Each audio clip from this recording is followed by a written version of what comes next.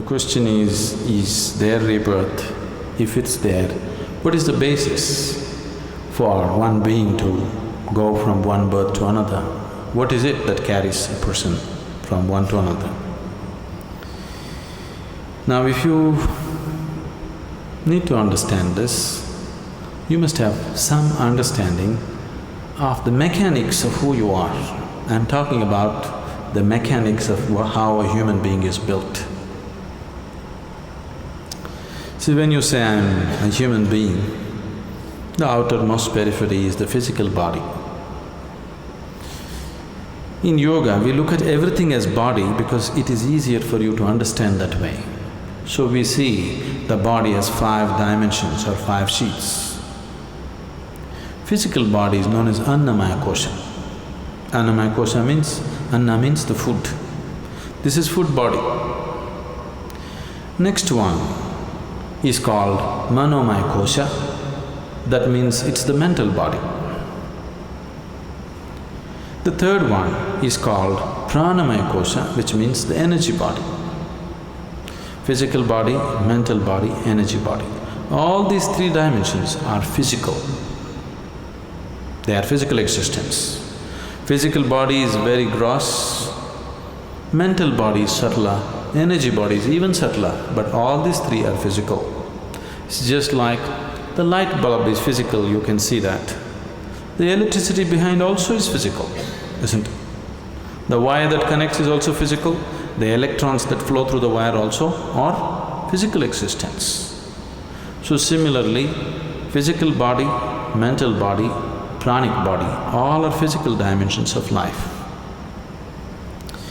This physical dimension of life, both in all these 3 dimensions, carries the imprints of karma. On the body it is imprinted, on the mind it's imprinted, and on the energy it's imprinted. This karmic imprints or the karmic structure is what holds it together. Karma is the cement which holds you to the physical body. Karma is the bondage, at the same time it's only because of karmic stuff you can hold on to the body and be here. This is where spirituality seems to be difficult because if you try to take it away, it doesn't work. If you try to add, it doesn't work. You need to be just there. If you're just there, it's a moment. Now, the next 2 dimensions are called Vijnanamaya Kosha and Anandamaya Kosha. Vijnanamaya Kosha is non-physical but related to the physical. It is like a transient state. Anandamaya Kosha is completely non-physical. So, Vijnanamaya Kosha and Anandamaya Kosha means it's the bliss body.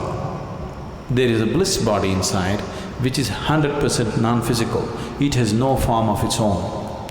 Only if the energy body, the mental body and the physical body are in shape, it can hold the bliss body in shape. If these things are taken away, the bliss body will just become a part of the cosmos. So whatever you are referring to as Atman or the soul is a fiction actually. In the sense, people are describing a certain limitation of the non-physical as a soul. But the body for the soul is still your karma. If the karmic structure is completely dismantled, there is no soul, everything merges into everything else. What is referred to as Mahasamadhi or Mahaparinirvana is just this, that you slowly understand where the keys are and dismantle the karmic structure so that you become truly no more. When somebody dies, we say, this person is no more. That's not true. That person is no more the way you know them, but they still very much exist. Now if you dismantle the karmic structure 100%, now you merge with the existence. This is what is referred to as mukti, mahasamadhi. In Hindu tradition it is referred to as mukti. In yogic tradition it is referred to as mahasamadhi. In the Buddhist way it is called as mahaparinirvana. Generally in English we are saying liberation. Liberation means becoming free from the very process of life and birth and death. Liberation means becoming free from the basic structures of body and mind. And for all this, the karmic structure is the strings which hold these things together. So when a person dies, obviously the physical body is something that you borrowed from the earth. This body is just earth, isn't it? You understand? This physical body is just a piece of earth which is right now prancing around like this. But you have to pay it back, atom to atom, no interest though. But you have to pay back every atom. You won't be allowed to carry a single atom from this planet. Nobody has managed it.